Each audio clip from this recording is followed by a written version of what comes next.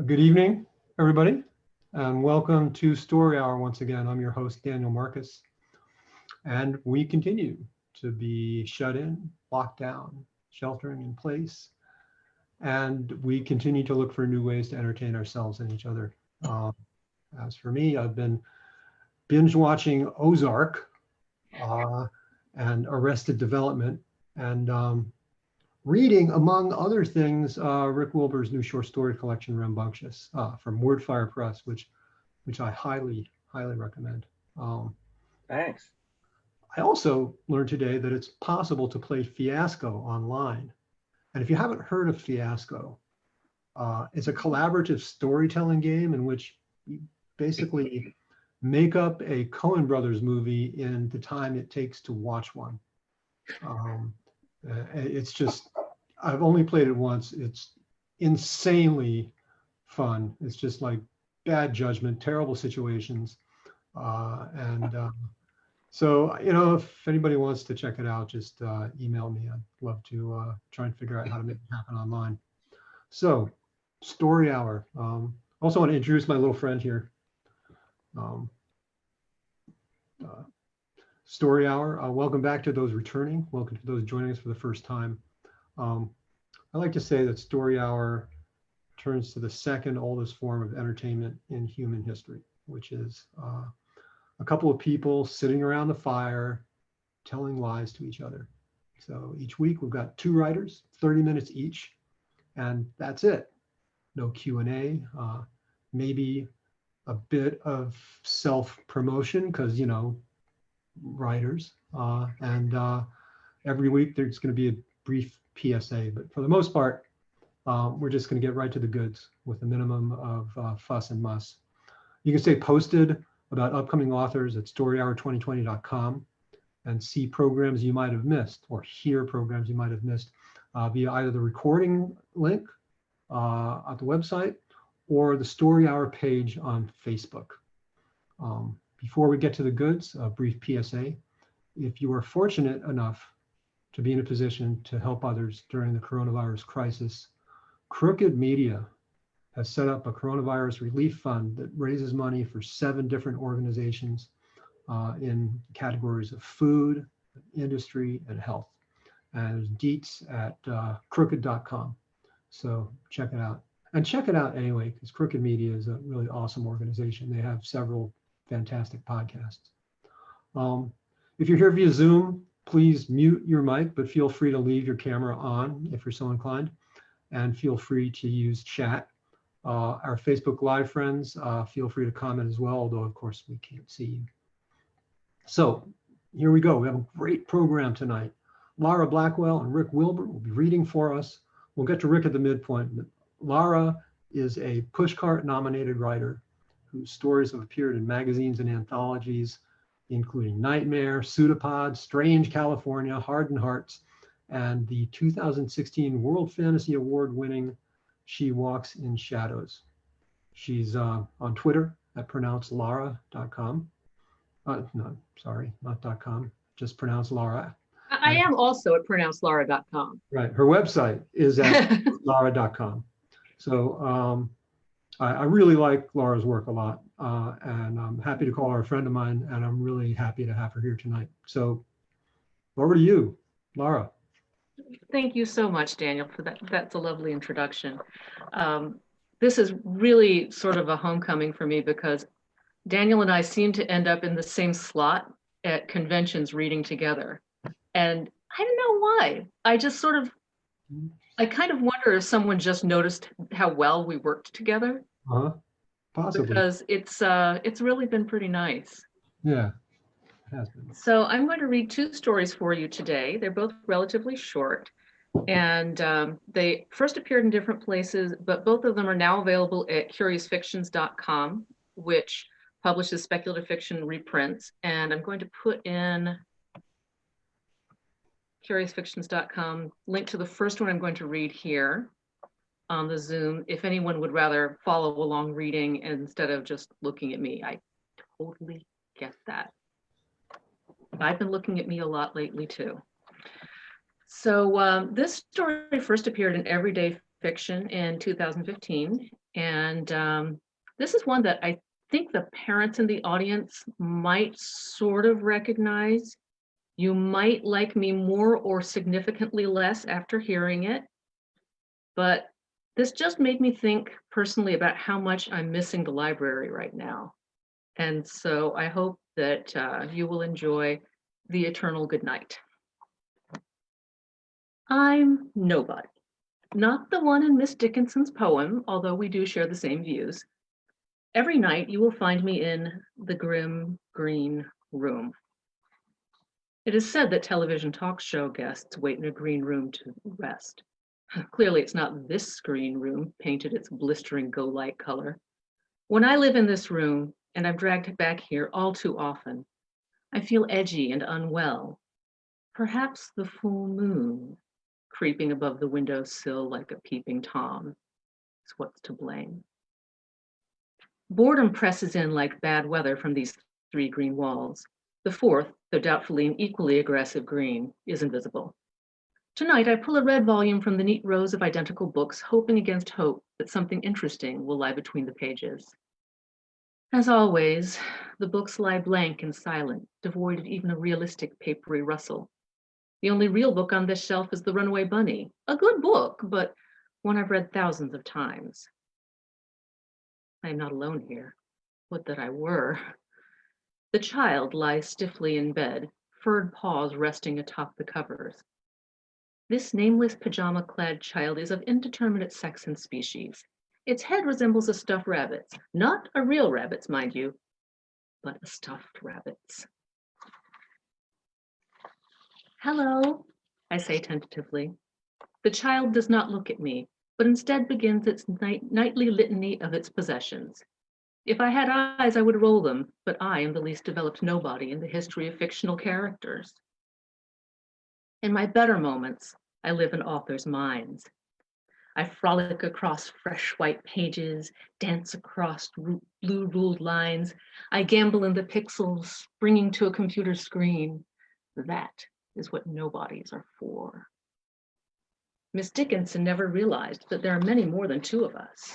We are legion, or we are needed. Most nobodies yearn to become fixed persons, the characters who run away with stories. I am the less common sort, the kind who loves being nobody. I love being half-formed, letting the ideas flow around me, basking in the words and the sketches. When the character begins to set, like gelatin in a mold, I slip out to become nobody again. After nobodies become TKs, they soon become somebodies, and once one is named, there's no hope of ever becoming a carefree nobody again. But something terrible happened in the green room. Nobody became a character, and so I am trapped here. From time to time I escape, but never for long. I am always summoned to this cold and cheerless place where the moon moves in the same arc. The child is a useless conversationalist, as is the elderly rabbit woman who pops in and out. The mouse and the kitten stare at me too, blankly, too unrealized to even chase one another. They teleport from page to page without moving. The toy house is empty, and its yellow windows, a trompe-l'oeil mimicking light from within, hold neither warmth nor welcome. I cross to the old-fashioned telephone, but dead silence greets me when I lift the receiver. Voices from the telephone do not belong in this book. The only voices here sift in, disembodied and without direction, when it pleases them. People call this book timeless, but I can't agree. I know the world has changed. The bowl of mush doesn't belong on the table. Children should brush their teeth and forgo snacks before bed. Combs look much the same, but hairbrushes have handles now. Fireplaces are no longer common in bedrooms. Even the language has changed. Not that this book's grammar and punctuation were impeccable even in its own time. Just once, I would like the dignity of a direct address comma. Why do people still read this book? I asked despairingly. Nothing in the room moves, but the voices answer.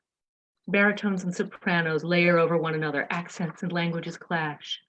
But nevertheless, they say clearly, Children love this book because it talks like they do.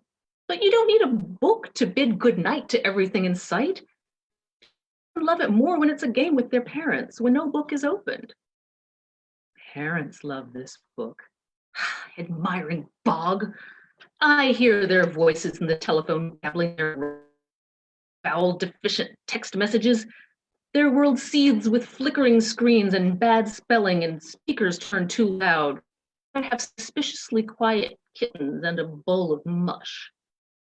Yes, admit the voices. The parents want peace. They want a pleasant book to soothe their children to sleep. I've seen the toys they give their children. These things turn batteries into chirps and giggles and 5-second earworms. They flash like police cars speeding to an accident. Their parents give them these toys to stimulate them, they say. Why does no one stimulate their children's minds with books? They do, snap the voices. They have vocabulary books, flashcards. Many of them have excellent photographs, some even correctly labeled.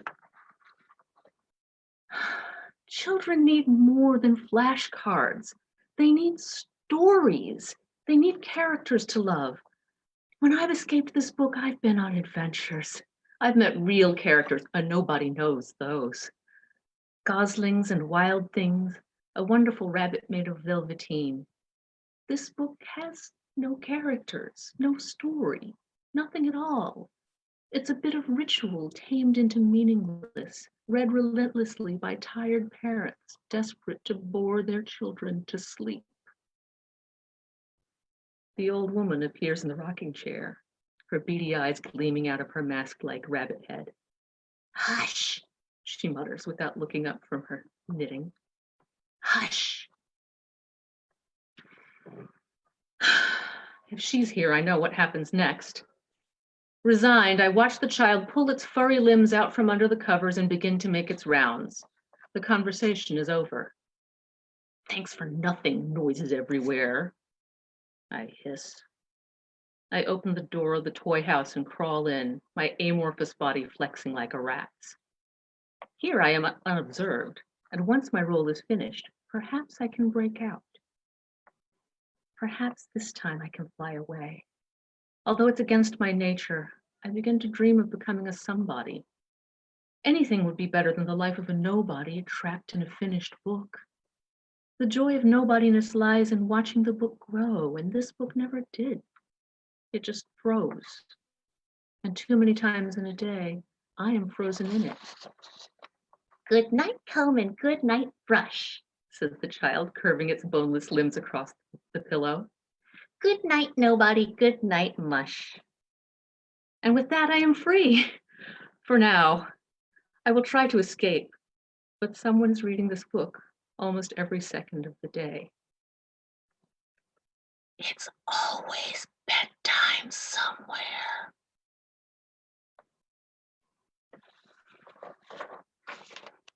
Thank you.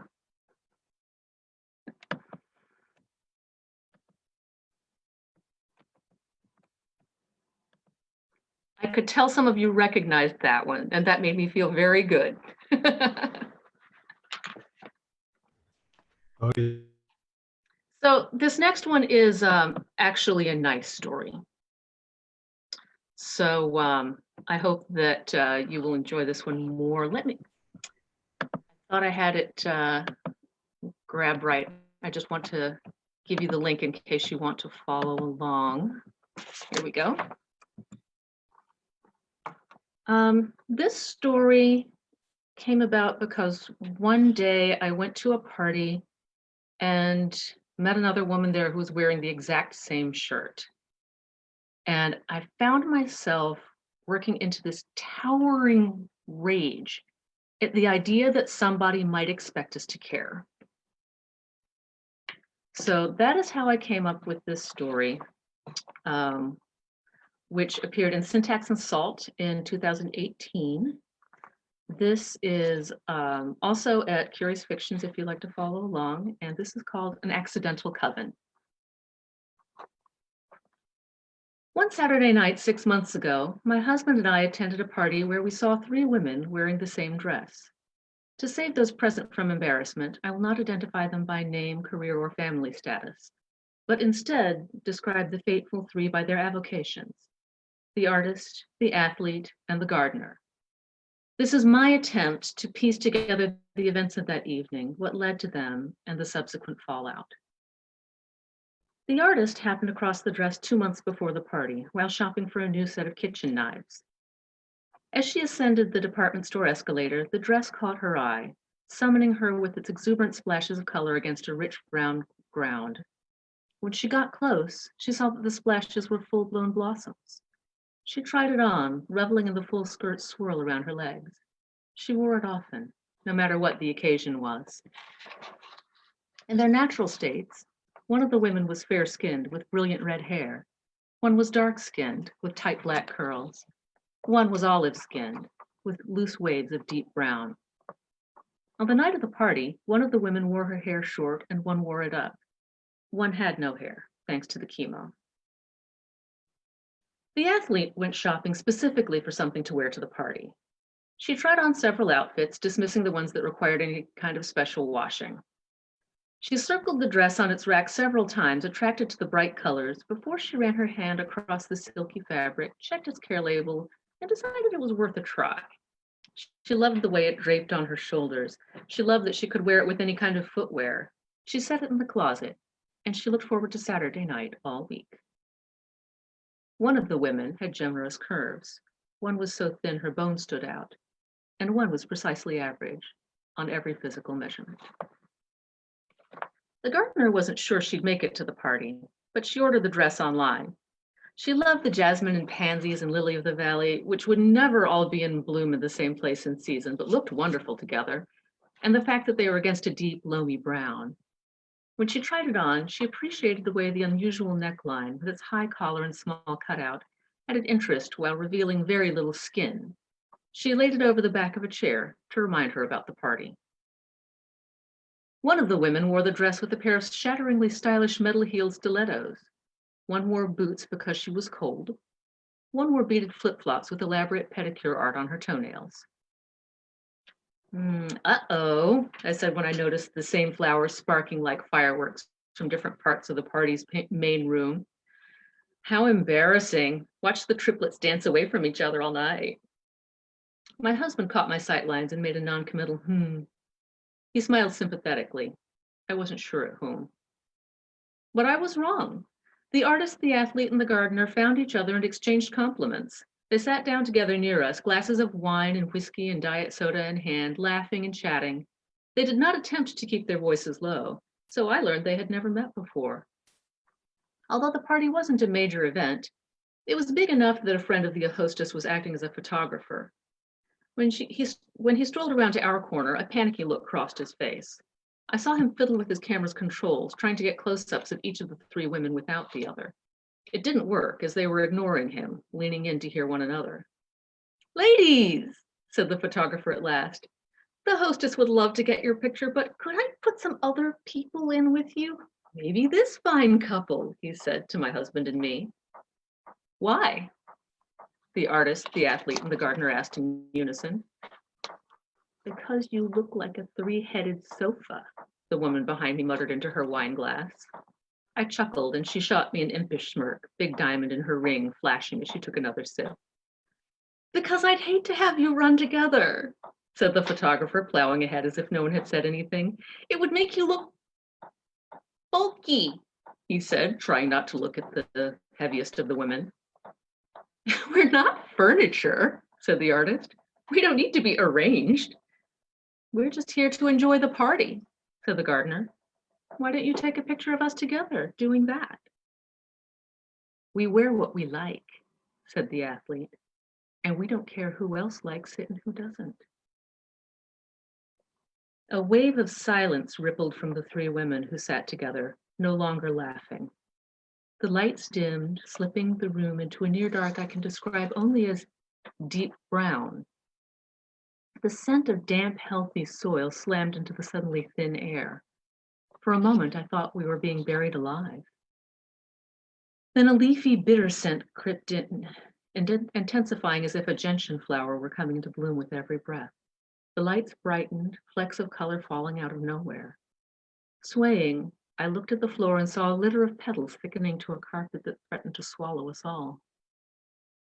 The artist, the athlete, and the gardener strode out of the party, skirts swishing, petals swirling in their wake. When the door shut behind them, the air was clear, the hardwood floor shining, the clinks and clatter of the party returning. More guests trickled out after the three, claiming sudden illness. To protect us all from embarrassment, I can't give you their names, nor mine. None of us has been the same since. The woman with the big diamond has abandoned her obsession with fashion. No matter what she wears, no matter where she goes, her clothes take on the colors and patterns of the background. I've seen her out to dinner, where she makes the most of her décolletage because her little black dress is now just a transparent shape that shows the chair she sits on and the bustling servers behind her. Winter is the hardest season for her when she needs long clothes and a hat and gloves. Then she's just a face bobbing in the air. She is less critical of others' clothing now, since the effect goes both ways. She has no idea what anyone else is wearing. I used to feel sorry for her, since her change is strong enough that I can see it through mine. But oddly, she seems less frustrated now than she did before the party.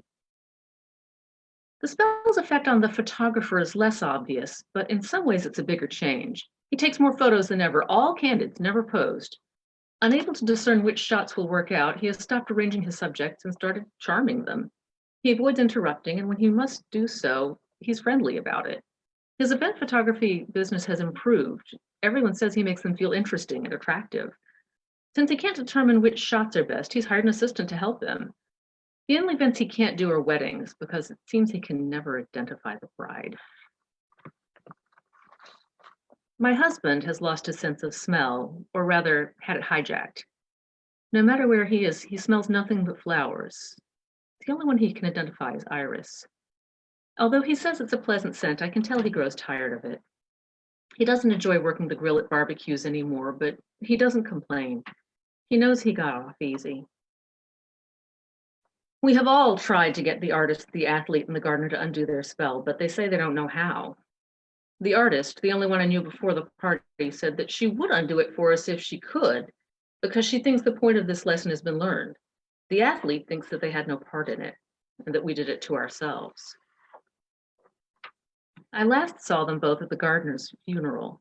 Out of respect, the two surviving members of the accidental coven wore the fateful dress. I know this only because my husband told me. Since the night of that party, I've seen every person, woman, man, girl, or boy, wearing a rich brown dress covered with all kinds of flowers. I find team sports hard to follow now, but aside from that, I enjoy the effects of the spell. Sometimes I notice the way a dress drapes on someone's shoulders or swirls around their calves, or I think the peak of skin at the neckline is fetching. Most of the time, though, I hardly notice the dress. Seeing it on different persons makes me more aware of variations in footwear and accessories, in face and hair and smile. With everyone in the same dress, I finally see every single person. Thank you.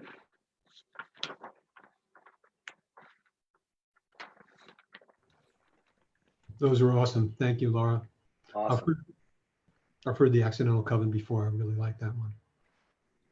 And it just reminded me of something that, which I've never written about, but maybe there's an opportunity there.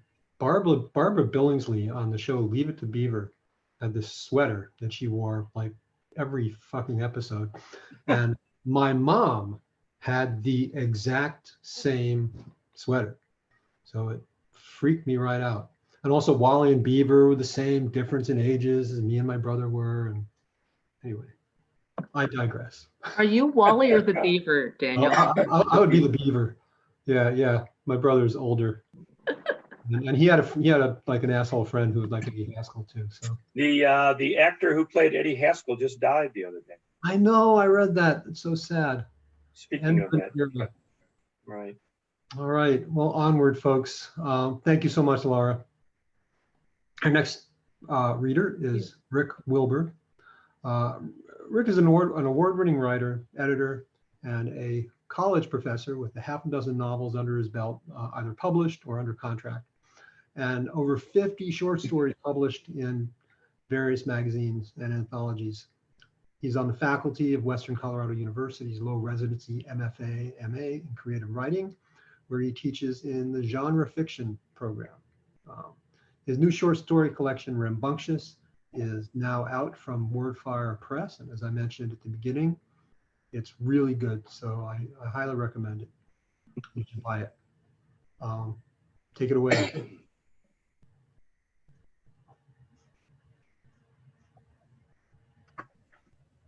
Take it away. Ready? Yeah. Great. All right. So I'm going to set this story up a little bit. It was first published in a literary magazine, Gulfstream Review, from Florida International University, some 15 years ago. And at that time, I was the caregiver for my father and my mother. Ultimately, mom passed away from Alzheimer's, and dad passed away from grumpiness, I think. But it was hard on him. My dad was, I write about sports a lot. I write about Down syndrome a lot, and it's good to know that. Going into the story, I have a Down syndrome son, 51 years old now, just had a birthday. And my father played for the Red Sox and the Phillies and the Cardinals, and was a manager and a scout and a baseball lifer, as they call him. And this story is reflective of some of those things. So let's get started. It's called Prices. The red digital image on the clock face reads 3:14 a.m. I'm sitting up in bed, wide awake, waiting. It's quiet. The thunderstorms are done with us for the night. The phone rings. I don't want my wife to wake up, so I reach across her and pick up before the first ring ends. Hello? When are you coming to get me for breakfast? It's Dad. Dad, I say, it's 3:15 in the morning. I know. I was just making sure I could reach you. You have to stop calling me like this, Dad. It's too much. It's way too much. He clears his throat again with a deep, choking rumble. All those Marlboros that went along with all that Jack Daniels. Lung cancer was one of the things that killed him. That and prostate cancer, Parkinson's.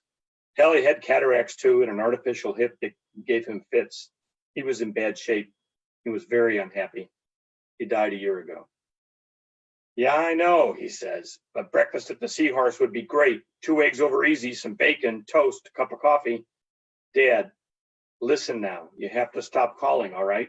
We miss you, but you have to stop this. You understand? God damn it, he says, and hangs up. I'm feeling pretty good about the call. I'm thinking I really let him have it that time. I told him off at last. Maybe that will end it. Then the light on the side desk comes on. My wife, awake, sits up and looks at me. She shakes her head. It was Dad again, I say. Sorry it woke you. The phone didn't ring, Tom. Your father died last year. He's not calling you anymore. Sure, I say. Sure, you're right. And I reach over to give her a kiss on the forehead, place the phone in the cradle, turn off the light, and try to get some sleep. Dad was a baseball player, a major leaguer, a pitcher, a middle reliever mostly, but a spot starter here and there. He was traded often, and his lifetime stats aren't all that impressive. Over the course of 8 seasons, he played for 6 different teams and accumulated about 2 seasons worth of decent numbers. He pitched in 54 games. He won a total of 15 and lost 18. He had a pretty good fastball, but had trouble with his control. He struck out 135 hitters during his time in the big leagues, but he walked nearly 200. Those kind of statistics do not get you into the Hall of Fame. But in August of 1951, pitching for the Phillies in Shibe Park in the second game of a Sunday doubleheader, he struck out the first 4 batters he faced, got the 5th one on a ground ball to second, the 6th on a lazy fly to left, and it went on from there. He faced 27 hitters and he got them all, including a couple of more strikeouts to end the game. No runs, no hits, no errors, and a 3-0 win. A perfect game. he thought he'd arrived, really arrived at last. And sure enough, he pitched pretty well for 2 more games. Sorry, lost that. He thought he'd arrived, really arrived at last. And sure enough, he pitched pretty well for 2 more games, winning one of them. Then his hitting got him into trouble when he slid into second, trying to stretch a single into his only double of the year. He felt a twinge in his pitching shoulder, tried to get back on the mound for the next inning, but there was too much pain, and the next day he was on the disabled list. By the following April, his pitching days were done, and he turned to coaching and scouting with various teams. Baseball was all he knew, and he spent his whole life in the game, right up to a few years before he died, coaching third base for the White Sox for all of those years, and then scouting for the Tigers. These jobs might have sounded good to a lot of men, but to Dad, they were just a paycheck. They were a long way from perfect. Dad called the north side of Chicago his home, a good, solid Midwest place, dependable, polite, friendly, on time. He liked it fine there. Once he got into his 70s, he became a bit of an institution and had a nice circle of admirers, baseball fans, who would sit around at Sally's Cafe over coffee and donuts and listen to the old pro tell his stories about that golden age of the game, about the time he struck out Stan Musial in the 7th inning of an important game and gave up a huge home run in the 9th, or how he walked in the tying run for the Pirates in 1950 and then on the very next pitch hit Ralph Kiner in the hip to lose the game. Dad always played it humble in those stories, but you got the point. Chicago knows its baseball, and Chicago liked him as much as he liked living there. But while he liked Chicago okay, he downright loved Florida. From the middle of February to the start of April each year, from 1946 until last year, he never missed a spring training. He came alive in Florida and told me so toward the end when he knew he was dying. He loved the smell of salt in the air, the sandy soil that was perfect under his cleats, the humidity, the seafood, the sense of promise each spring, like anything was possible. After Mom's troubles became clear and she couldn't take care of him the way she always had, he said he wanted to move to St. Pete so he could be in the sunshine year round, so it would always be spring training. I reminded him that the real Florida and his spring training version weren't quite the same, but he didn't care. There was no family, no one to help him in Chicago, and he needed someone to take care of things. That someone was me. You know me, I'm the classic middle son, Mr. Dutiful. So I smiled and agreed and helped him make the move, which was a lot more complex and difficult than I'd imagined, though we finally got it done and got Dad and Mom settled in. Both of my brothers played minor league ball. One might have made it to the bigs if Vietnam hadn't gotten in the way. The other had a major leaguer's arm but couldn't hit when it mattered and never got past Class A, despite considerable help from Dad, who made the right phone calls to get his son a second and third chance. Baseball likes to take care of its own.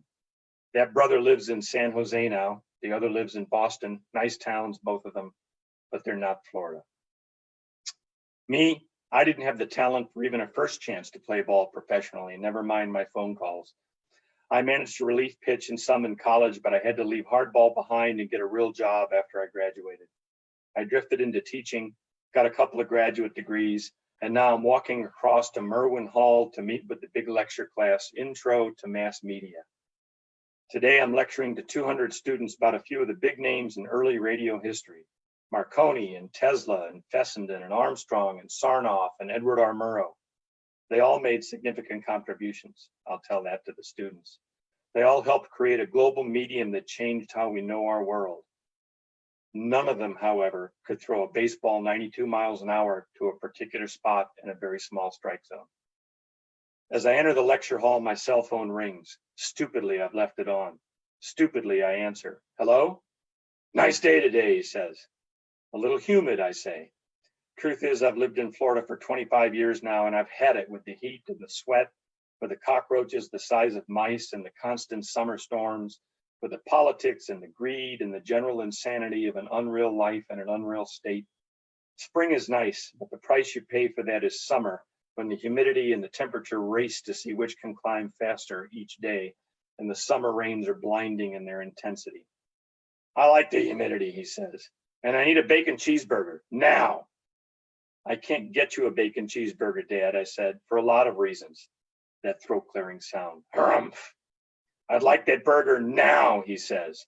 And some of those Walgreens diapers too. I don't like the ones they give me here. Bring me some right away. He was never very good at listening. When he was alive, I nicknamed him the Black Hole for the way he expected everything and everyone to come his way, including the adult diapers that he had stacked up in the closet, dozens of them, ready for whenever he might decide he needed them. He wanted often, and now. I'm sorry, I can't do it anymore, I say. God damn it, he says, and hangs up. I tell my students this story about Edwin Howard Armstrong, the father of FM radio. He spent a lifetime telling everyone that FM was better than AM, but no one would listen. He explained again and again how, in the words of Steely Dan, there was no static at all and the signal was clear. He couldn't have made it more obvious, but no one would listen. Finally, on January 31st, 1954, worn down, broken by the losing battle, he put on his hat and coat, wrapped a scarf around his neck, and walked right out the front window of his 13th floor apartment in Manhattan. A few years later, FM radio began its rise to dominance. I'm driving south on the interstate, heading home after class. The road takes a broad, sweeping curve here as it goes under the Crosstown Expressway. Dad was plenty hard to deal with when he was alive, but I knew it wasn't forever, and that helped. Then in February, a couple of months after he died, he called me. Just that one call, and it was in the middle of the night, and I thought I'd dreamed it. Then came another call a week later, then 2 a week, then 6. We're into late March now, and there are several a day. I'm on my 4th cell phone, a new number each time. Eve changed the number at home too, but he wants his cheeseburgers. He wants those damn diapers. He wants to go out for breakfast. He wants to talk about that perfect game, about how if he hadn't hurt his arm a couple of weeks later, it would have all been different. My wife laughed at first. Then she asked me to see the doctor. He's a good friend, a family practice guy. He laughed at first too, but when the calls kept coming, he sent me to a psychologist, a nice woman, calm, understanding. She didn't laugh, but the phones kept ringing. The phones never stopped ringing. So now I'm driving along, steering a bit left to take the curve. The abutment to the Crosstown's overpass is right over there. Tons of concrete, 70 miles an hour. There'd be no more phone calls, no more demands. I'd be done with this. My cell phone rings. Shit. I answer. You don't need to think about crap like that, Dad says. The signal seems very clear. Sure, I say, thanks. I can't help it, son. I wish I could, he says. Sure, I say again, thanks. You know I threw a perfect game in 1951. Yeah, I say, you won 3-zip. I had good stuff, by God, he says. I mean, I not only had my heater that day, I had a curveball that Koufax would have envied, you know? Yeah, I know, Dad. That was the only perfect game ever pitched in Shibe, you know, and the first one in the National League since 1880. Yeah, I knew all that. You better now. Yeah, I say, the abutment is behind me now. The road ahead is clear. Okay, he says, and hangs up. So I keep driving. Up ahead is my daughter, my son, my patient wife. Dad couldn't say please to me. I tried asking him once or twice when the demands got to be too much, and I actually thought a little Midwestern politeness might help us both.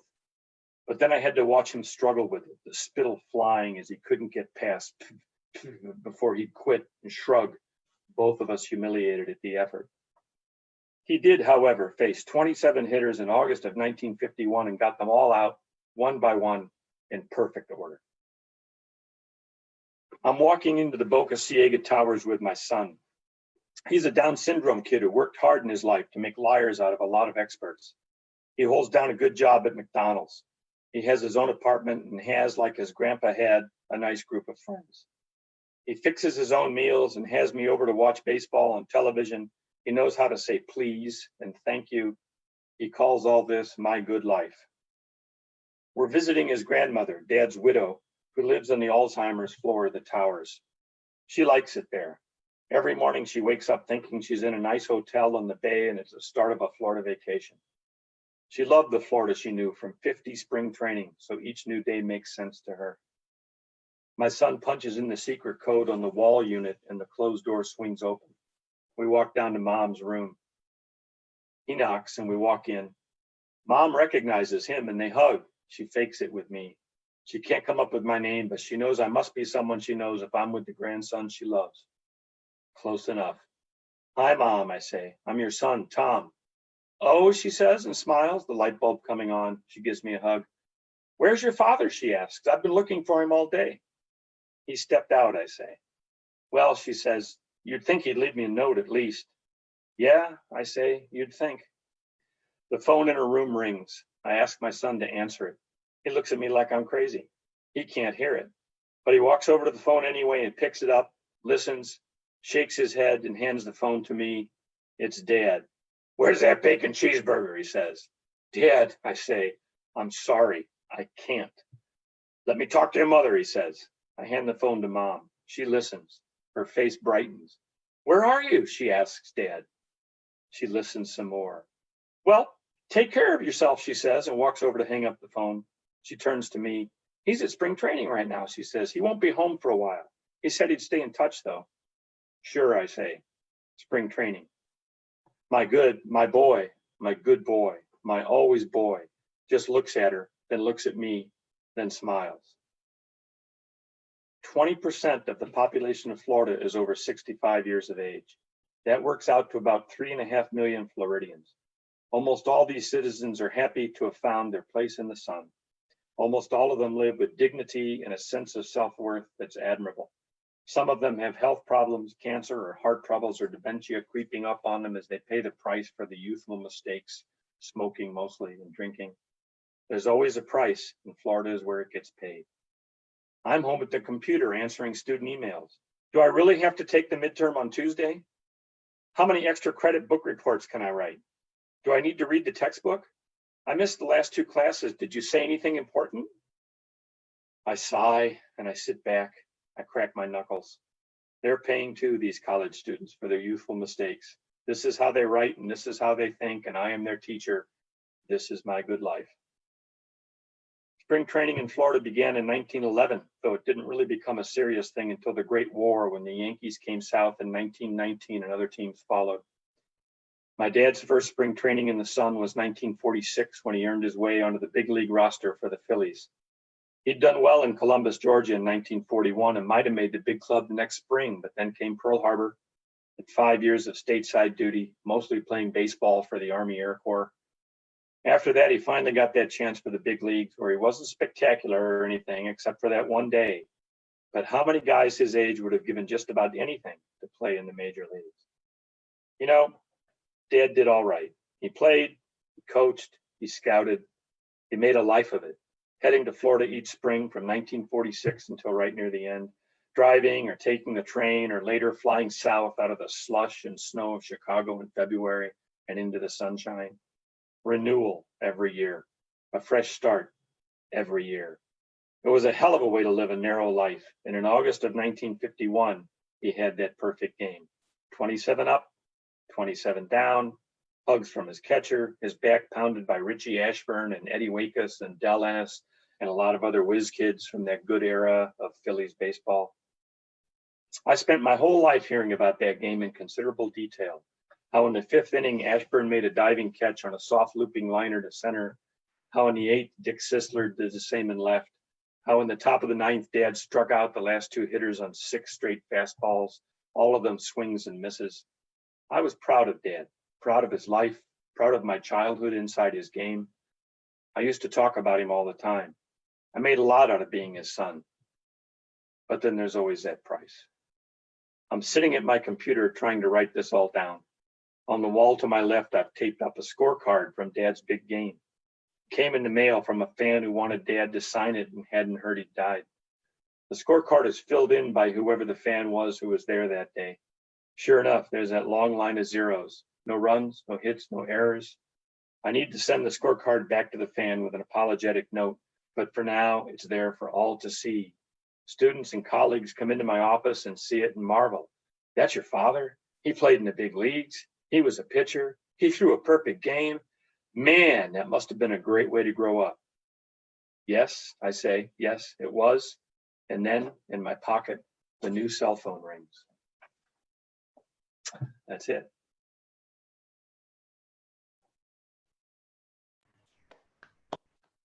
Thanks, guys. Thank you, Rick. That was lovely. Thanks. Thanks. I always need to mention that my father was a catcher, not a pitcher, never had a perfect game. That's fiction. I made all that up. It's all right. We do that. We make stuff up. That was Make stuff up. Yeah. interesting, man. Thank you. All right. Wow. Laura, Rick, thank you for great readings, for great stories. It was a great pleasure being here. Thank you. Yeah, Thank you so much for having us. yeah, for sure. Absolutely. Everybody else out there, stay safe, stay healthy, and we'll see you next week when we'll have Curtis Chen and Tom Marcinko. Until then, bye-bye. Great, guys. Thank you. Bye-bye. Bye-bye. Thanks. Thanks. Bye. Thank you. Thanks. Thank you. Bye.